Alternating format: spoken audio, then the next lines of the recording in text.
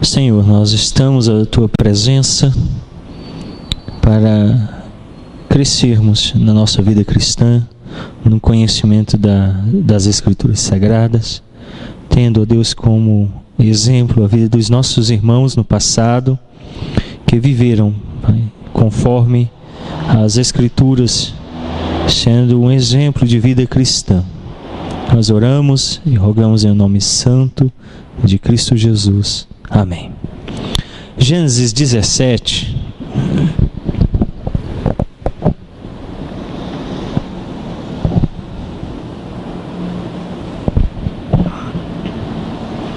Vamos ler os versos 9 e 10. Disse mais Deus a Abraão: guardarás a minha aliança, tu e a tua descendência, no decurso das suas gerações. Esta é a minha aliança, que guardareis entre mim e vós e a tua descendência. Todo macho entre vós será circuncidado. O verso 7 agora, do capítulo 17.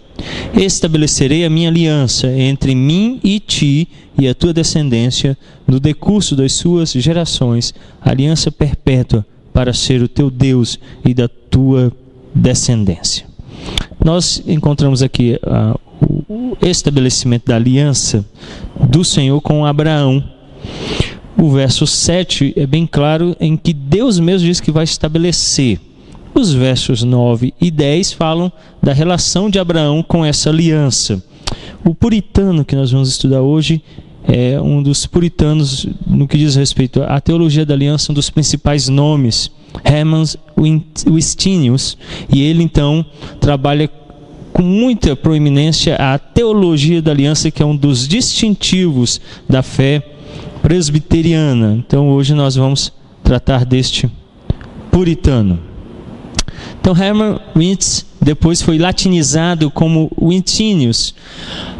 Ele é um holandês. Nós estamos então fazendo, como eu falei, nós estamos vendo puritanos do período inglês, puritanos do período holandês, do período norte-americano. E hoje nós tornamos um dos puritanos do período holandês. Ele nasceu em 12 de fevereiro de 1636 em Enkhuizen. Seu pai, chamado Nicholas Hitz, era um homem de renome, tendo sido presbítero por mais de 20 anos e membro do conselho da cidade. Então, o pai de Hermann, ele era um presbítero da Igreja Reformada da Holanda, e ele então é responsável por trazer o filho à piedade presbiteriana. Nós temos a imagem então do puritano Hermann Wistinus, ele um dos principais nomes da teologia holandesa. A sua mãe, Johanna, era filha de Hermann Gerhard, pastor durante 30 anos na Igreja Reformada de Enkhuizen. E Hermann Gerhard, então, o nome dele ao neto.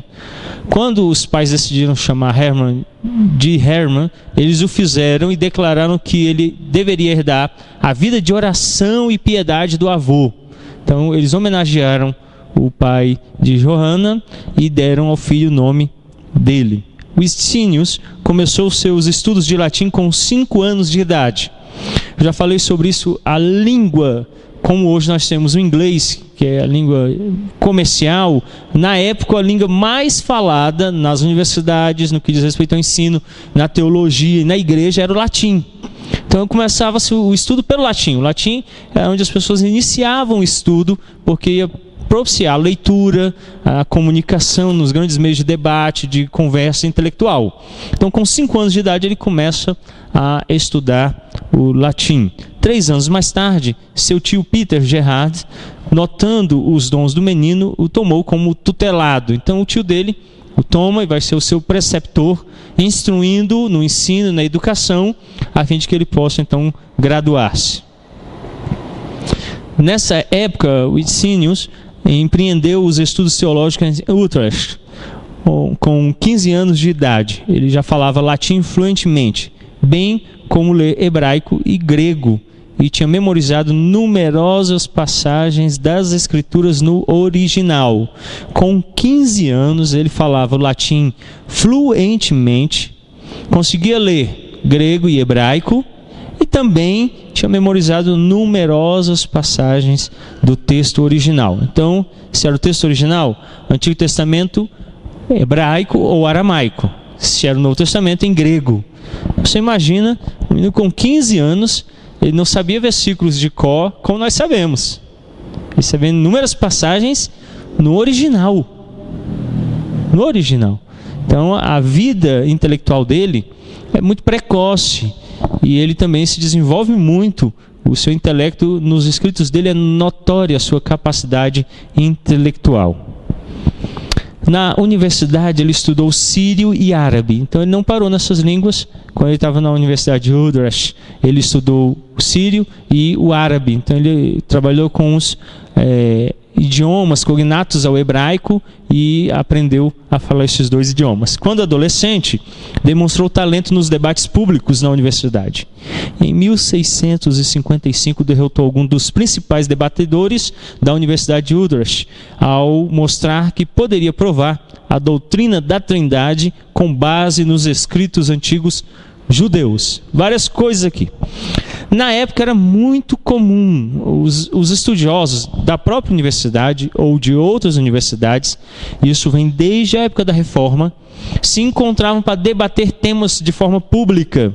Então, eles se colocavam em púlpitos, tinha algumas pessoas que orientavam o debate e tinha plateia, igual em futebol hoje, o pessoal vai para assistir, quando os debatedores respondiam ou venciam qualquer aspecto que estava sendo debatido, havia aplausos, o pessoal vibrava.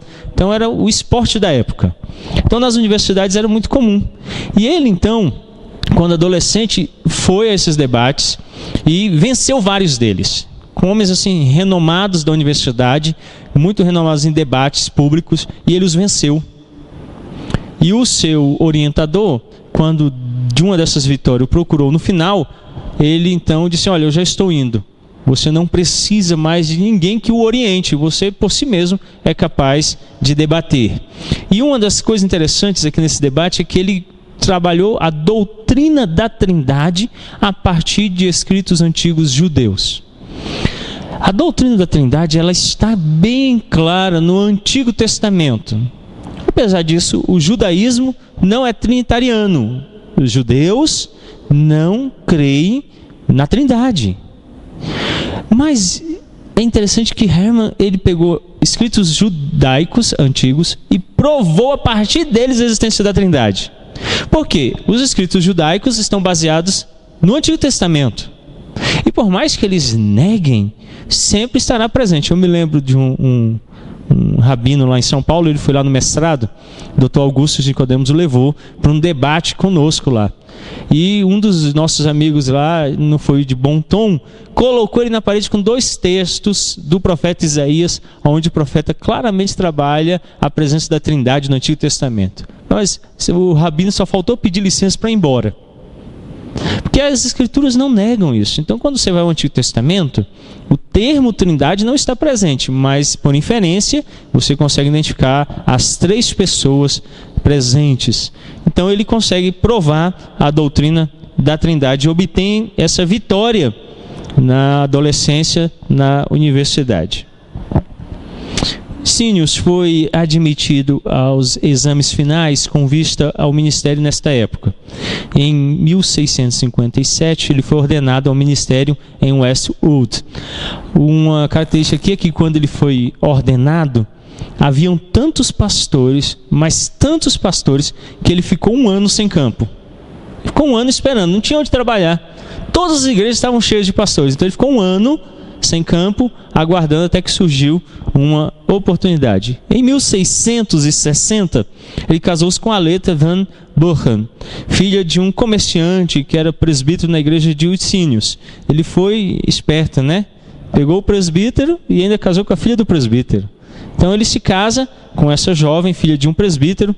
Ele era um comerciante da cidade onde ele era pastor.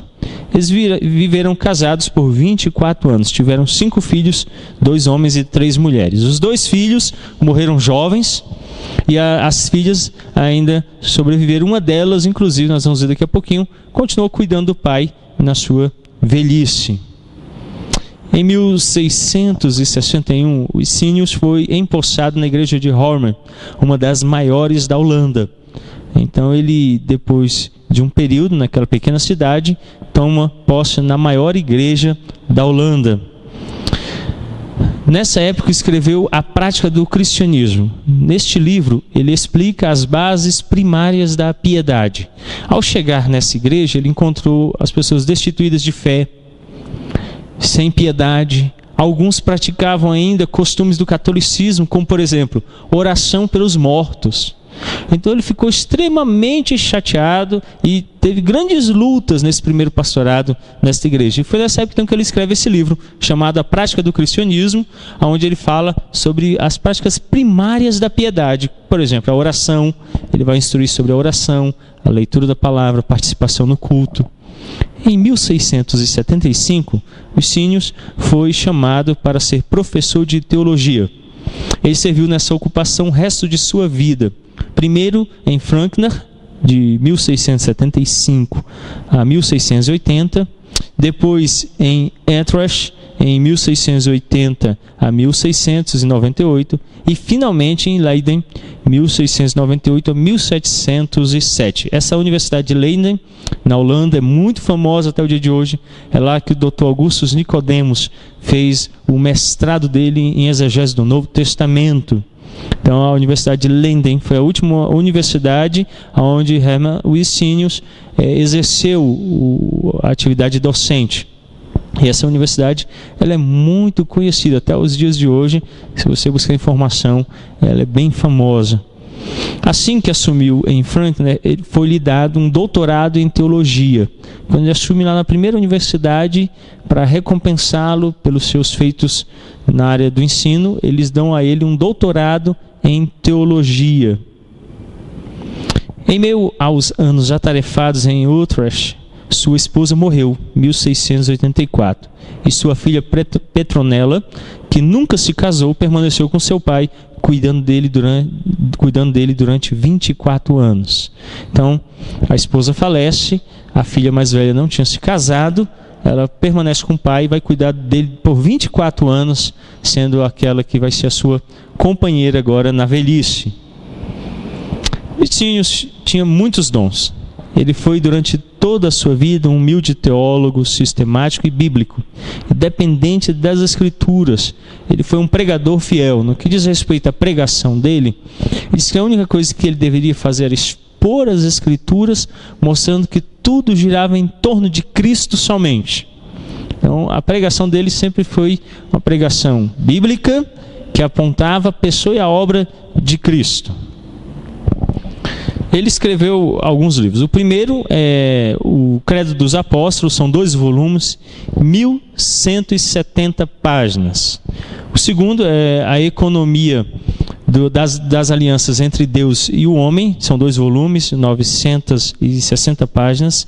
E o terceiro é a Oração do Senhor, 420 páginas. Nós não temos nenhum escrito dele em língua portuguesa. Publicado em língua inglesa, nós temos esses 3, os outros demais só em língua holandesa. Eu tenho um artigo dele, me foi dado por um dos meus professores do mestrado, em língua inglesa, mas é um artigo pequeno. Ele fala sobre o batismo infantil. Mas esses escritos dele são interessantíssimos. O primeiro deles é o chamado A Oração do Senhor, de 420 páginas. Como foi publicado primeiro o Credo dos Apóstolos, essa obra aqui ela vai ter muita semelhança com esse escrito anterior. Nesse livro, ele pega as aulas que ele deu aos seus alunos sobre a oração do Senhor e escreve este livro, que ganha o título de Oração do Senhor. O livro tem muito mais do que isso. No seu prefácio, que é uma exposição de 230 páginas sobre a oração do Senhor. Então, um livro de 420 páginas, ele gasta grande parte do livro só explicando o que é a oração do Senhor, 230 páginas. Dedica depois 150 páginas ao tema da oração. Então, depois que ele explica a oração do Senhor, ele vai falar sobre o que é a oração. E ele diz, primeiro, para explicar o que é oração, depois, em que consiste nossa obrigação de orar, e por último, de que modo se deve orar. Então, em primeiro lugar, ele diz assim, eu quero explicar o que é a oração, depois, em que consiste nossa obrigação de orar, e por último, de que modo se deve orar. Lembram, na terça passada nós vimos o Goodwin falando sobre a oração também, até a irmã Fátima buscou comigo o endereço e ela deve estar pedindo agora o livro que gratuitamente é enviado. Então ela ficou interessada no tema da oração. E de novo aqui nós temos um puritano tratando sobre a oração. Os puritanos, eles eram muito dados a uma vida de oração. Eles oravam em toda e qualquer situação. E nós vamos ver depois a oração propriamente. Uma das características é que a oração era simples, era direta e bíblica. Então, sem falar palavras vãs, sem muitas repetições, nada daquilo que eu quero, mas eu devo orar as Escrituras, porque Deus só me dá aquilo que Ele prometeu. Então, são algumas diretrizes. Ele, então, trabalha esses 3 aspectos sobre a oração. E um dos artigos presentes nesse escrito tem um tema sobre a preparação da mente para orar bem. E nesse artigo, no livro, ele vai falar como é que você esvazia sua mente das preocupações, da agitação do dia a dia, para poder orar com qualidade na presença do Senhor. Então, ele diz assim, que a oração genuína é o pulso da alma renovada. A constância do seu batimento é o melhor teste da vida espiritual. Então ele diz que a oração genuína é o pulso da alma renovada. E o pulso tem que ser constante. Se o pulso começa a falhar ou acelera muito, algum problema. E aí ele então diz, a constância do quê? Daquele pulso da alma é o melhor teste da vida espiritual. Então, alguns crentes o pulso está bem fraquinho, né? É sinal de que ele não está orando. Então ele remete aqui a essa necessidade de orar com frequência. Um outro escrito dele aí que deve chamar a nossa atenção é a economia das alianças entre Deus e o homem. São 960 páginas, 2 volumes. Esse escrito, ele vai falar por economia aqui, a gente precisa entender o que significa. É a forma como age, tá? Não é financeiro, não. É como as alianças interagem, a pessoa de Deus e do homem, como ela é aplicada. A obra que ele escreveu, chamada Economia das Alianças entre Deus e o Homem, não é uma teologia sistemática completa, se bem que o seu subtítulo alega que ela compreende uma completa estrutura teológica. Diversas doutrinas importantes são consideradas por Hermann Wisniewski neste livro, tais como a Trindade, a doutrina da criação e a providência de Deus, e são tratadas depois no seu escrito Credo dos Apóstolos. Para Wisniewski, a doutrina das alianças é a melhor maneira de ler as Escrituras. Essa é a minha posição teológica. Há muitas posições teológicas daquilo que se chama o Mitte. A palavra Mitte é uma palavra no alemão que significa o que permeia todo um escrito, o que une esse escrito, o que faz com que ele esteja ligado. Nós temos, por exemplo, na Bíblia um problema grande. Ela é um livro que cobre um período enorme da história, enorme, muito grande, e ela é composta por vários escritos de vários autores. Vários autores. Então Moisés viveu numa época, Paulo viveu em outra, cada um tinha uma formação diferente. Então o que une todos esses escritos de épocas tão distintas e de autores tão distintos em uma unidade como ela é? Essa unidade, então, a teologia denomina Mitte. Para Walter Kaiser, por exemplo, um não reformado, o Mitte é a promessa. Ele diz que a promessa vai unir toda a Escritura. Outros vão elencar outras situações. Eu acredito que a teologia da aliança é o que une toda a Escritura, Gênesis a Apocalipse. Nós vimos na nossa leitura hoje, no capítulo 17 de Gênesis, Deus dizendo: eu estabeleço uma aliança. Quando ele diz ele está estabelecendo, o texto, em geral, quando as Escrituras falam sobre Deus agindo, os tempos verbais são muito próprios, muito distintos, para dar exemplo de atitudes que são realizadas e completas. Algumas, apesar de ainda terem continuidade, elas são completas em si porque Deus realiza perfeitamente. Então Deus está dizendo: eu estou fazendo uma aliança. A aliança não pode ser quebrada, anulada, não pode tornar atrás. Tanto que quando Abraão exige, no período em que eles viviam, era exigido algo para comprovar que aquilo se cumpriria. Hoje nós fazemos um contrato, então escreve, assina, escreve seu nome, leva no cartório, reconhece que é a sua assinatura, e aí você então está comprometido. Na época tomava-se animais, partia os animais ao meio, colocava as bandas para cada lado, fazia um corredor, a pessoa então passava no meio dos animais partidos e jurava: se eu não cumprir a minha parte da aliança, do pacto, seja feito comigo o que for feito com esses animais.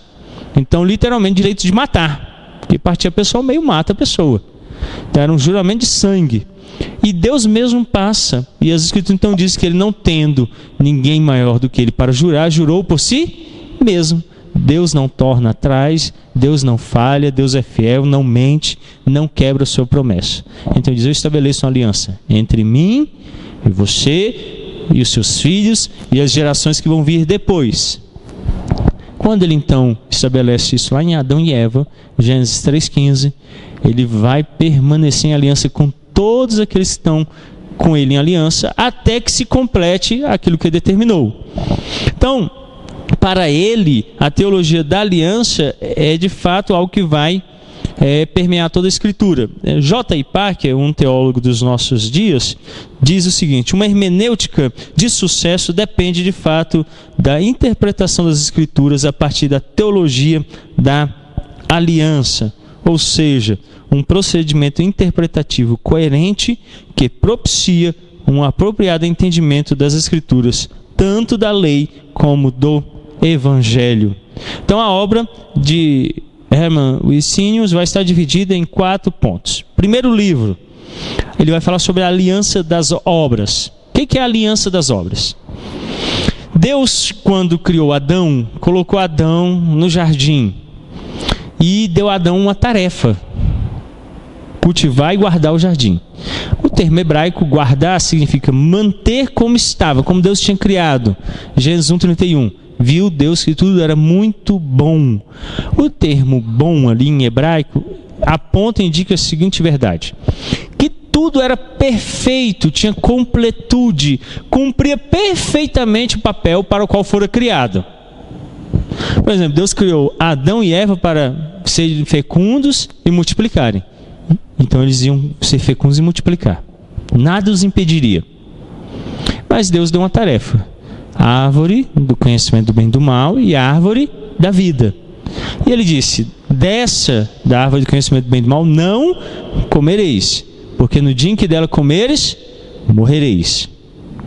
Adão tinha que cumprir essa tarefa, em obediência, não comer. Poderia então comer da árvore da vida, porque o texto encerra o capítulo 4 dizendo que, capítulo 3, dizendo que colocou anjos, querubins, para impedir que ele comesse da árvore e vivesse para sempre. A árvore da vida, portanto, é um sacramento. Ela aponta uma realidade: se Adão tivesse obedecido, sido fiel a Deus, ele receberia vida e vida eterna. Mas ele desobedeceu, ganhou morte e morte eterna. Então é o pacto das obras que Deus estabeleceu com Adão. Como ele era o representante federal, a palavra federal vem do latim foedus, que significa aliança, contrato. Então Deus fez uma aliança com Adão, e Adão representava a humanidade. E a partir daquele momento, então, toda a humanidade, por contrato, por aliança entre Deus e Adão, estão debaixo da condenação. No livro 2, ele vai tratar sobre a aliança da redenção ou a aliança da graça, oriunda da eternidade entre o Pai e o Filho. O primeiro, a aliança das obras, são 120 páginas, agora o livro 2 são 118 páginas. O que é a aliança da redenção? Deus não estabelece a salvação depois da queda. Ela já está antes. O que disse Efésios 1, a partir do verso 3, lá os seguintes? Antes da fundação do mundo, Ele nos escolheu no Seu Filho amado. Não foi antes do mundo ser fundado? Então, antes do mundo existir, já tinha salvação. Então, essa aliança da redenção ela é estabelecida entre o Pai, o Filho e o Espírito Santo. As três pessoas da Trindade, que decidem salvar os eleitos. A Bíblia não diz quem são os eleitos, quantos são, nem por que foram escolhidos. Mas só sabe que antes que o mundo existisse, eles já tinham sido escolhidos por Deus. Por isso, a aliança da redenção é um pacto feito na Trindade, que é aplicado a nós, mas é feito na Trindade. Então, o Pai, o Filho e o Espírito nos amaram antes que o mundo existisse. Por isso o amor deles não é procedente, não é porque nós fizemos alguma coisa, porque nós somos isso ou aquilo. Ele nos ama da sua livre graça. Então esse livro vai tratar sobre isso. O livro 4, o livro 3, a aliança da graça no tempo. Nós temos um termo diferente, né? Nós falamos da nova aliança, que é o momento que Cristo, morrendo e ressuscitando, cumpre todas as promessas e aplica elas aos crentes. Então, aí a nova aliança. Todas essas alianças são só uma aliança. As dispensações e a aplicação delas são distintas, mas é uma aliança que Deus está mantendo desde a eternidade. São 295 páginas. E por último, o livro 4, as ordenanças pactuais em todas as escrituras, são 356 páginas. E aqui ele vai falar como que a aliança vai sendo aplicada. Por exemplo, no sacramento da árvore da vida, o arco-íris foi um outro sacramento, porque é um sinal que aponta uma realidade. E aí Deus então institui a circuncisão, a Páscoa e cada um desses sinais até o Novo Testamento. Eu só li o livro 1 e o livro 4. O 2 e o 3 eu não pude lê-los. Eles estão presentes em língua inglesa lá na Universidade Presbiteriana Mackenzie. O tempo que eu tinha lá não me permitiu ler os outros escritos do Hermann Wittenius, mas é um material muito bom. Vamos entender um pouquinho sobre o que ele falou. No livro 1, ele vai discutir as alianças divinas em geral, focalizando algumas considerações etimológicas e exegéticas relacionadas com as alianças.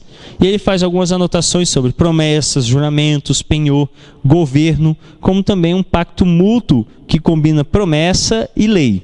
E ele conclui que a aliança, no seu sentido próprio, significa um acordo mútuo entre partidos com respeito a alguma coisa. Mas mais à frente ele define a aliança de uma forma mais estrita. É um acordo entre Deus e o homem acerca do método de obter bem-aventurança suprema, com o acréscimo de uma ameaça de destruição eterna contra qualquer pessoa que menosprezar essa bem-aventurança. As alianças entre Deus e o homem, ele define, são duas. Primeiro, monoplerátricas, ou seja, unilaterais, no sentido de que só podem ser iniciadas por Deus e se baseiam na suprema majestade do Deus Altíssimo. Então, o primeiro aspecto que nós temos a entender é que Deus é que faz aliança. Então, ele começa lá em Gênesis dizendo que eu estabelecerei. Deus é que estabelece. Ela não é um projeto humano. Meus irmãos, eu não tenho medo de ser sincero quanto a isso. Se qualquer aspecto da minha salvação, da minha vida cristã, dependesse de mim, dos meus esforços, eu já teria ido à falência há muito tempo. Muito tempo. Há muito tempo. A Bíblia declara claramente que as minhas melhores obras não passam de trapos de imundícia. Então o que eu posso fazer de melhor é trapo de imundícia. Agora, eu descanso na verdade que toda a minha salvação, toda a minha vida cristã está segura em Cristo. Cristo fielmente cumpre tudo. É claro que aí eu não estou isento. Aí o Hermann Wittenius vai elaborar a segunda premissa no que diz respeito a teologia da aliança. Não obstante, todas as alianças entre Deus e o homem são dipleurátricas, ou seja, bilaterais. Na administração, então nós temos que entender que quando elas são instituídas, iniciadas é Deus, só Ele. Mas na administração ela é coparticipativa. Então vamos lá. A Santa Ceia. Aonde reside o sucesso da Santa Ceia? Em mim? No pastor? Se eu estiver bem vestido no dia, bonitão, cheiroso, perfume, barba feita, aí a Santa Ceia é uma maravilha, assim? Se for Augusto Nicodemus fizer lá, ai que Santa Ceia, essa foi Santíssima Ceia, né? É assim? O que depende o sucesso da Santa Ceia? As promessas. Dadas aonde? Por mim? Por quem? Por Deus, na palavra dele. Então a Santa Ceia, ela tem eficácia completa em si, por causa da promessa de Deus dada na palavra. Por isso nós cremos que, mesmo que o ministro que esteja administrando o batismo ou a Santa Ceia seja infiel, peque, erre, ou até saia da igreja, ela continua tendo eficácia, porque a eficácia não está nele, não reside no ministro, reside na promessa dada no sacramento. Quem é que deu o sacramento do batismo? Foi Deus.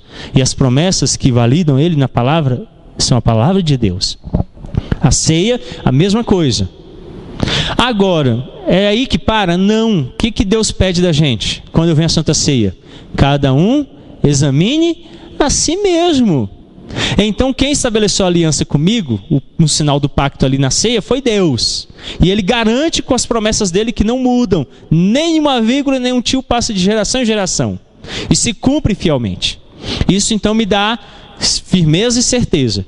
Mas quando eu vou então a participação daquilo que Ele deu, que é certo, aí agora Ele pede que eu participe na administração. Agora eu examino a mim mesmo. Mas eu examino a mim mesmo na promessa dele que é fiel e que não falha. Então, a aliança é dada por Deus, tem início nele e ele estabelece. Mas, depois que ele estabeleceu, aí nós entramos e participamos. Por mim, não. A fé que eu tenho é ele que me deu. A graça que foi derramada sobre mim foi ele que deu. A salvação procede dele. Então, eu exerço fé, eu estou cheio da graça, eu fui salvo, mas é tudo consequência da ação de Deus. Tudo é iniciado por ele. Tudo é iniciado por ele. Então, nós damos continuidade àquilo que Deus iniciou ou deu o start. Ok? De acordo com os sínios, a aliança das obras consiste dos seguintes elementos: as partes contratantes, Deus e Adão, a lei ou condição, a obediência perfeita, não comer da árvore do conhecimento do bem e do mal, as promessas de vida, que é a árvore da vida, a sanção penal, que era a morte, os sacramentos, que era o próprio paraíso e a árvore da vida e a árvore do conhecimento do bem e do mal, e o Shabat. Na obra toda, os sínios deu ênfase à relação das partes da aliança em termos do conceito reformado da aliança. E ele afirmava que negar a aliança das obras causa erros cristológicos e soteriológicos. Então, vamos tomar aqui, por exemplo, os dispensacionalistas, que negam que haja uma única aliança, que são várias dispensações com vários planos diferentes. Se isso acontece, Cristo então deixa de aparecer. Por isso que para o dispensacionalista, o Antigo Testamento não tem valor, ele acabou, ele é lei, e só o Novo tem valor, ele é graça. Para nós, a graça e a lei estão andando lado a lado desde o primeiro versículo de Gênesis. Quando Deus estabeleceu, por exemplo, que o sétimo dia era um dia santo. Então, quando eu guardo aquele dia, eu estou obedecendo a lei de Deus e estou sendo abençoado. Quando eu desobedeço, eu sou punido, porque eu desobedeço uma lei que Deus estabeleceu. E então, desde Gênesis, Deus já apresenta a semente da mulher, que é a pessoa de Cristo. E Cristo está presente em toda a Escritura. Não há parte na Escritura onde a pessoa de Cristo e a sua obra não esteja presente, ou seja, o alvo da fé dos cristãos. Por isso, Romanos 4:11, o apóstolo Paulo diz que Abraão, ele se tornou nosso irmão pela fé, e fé em Cristo Jesus. Ele creu no Senhor, mesmo que ele tenha crido para a frente. Nós cremos para trás. A única diferença é essa, mas cremos no mesmo Senhor e Salvador. Amém? Alguma pergunta, alguma colocação?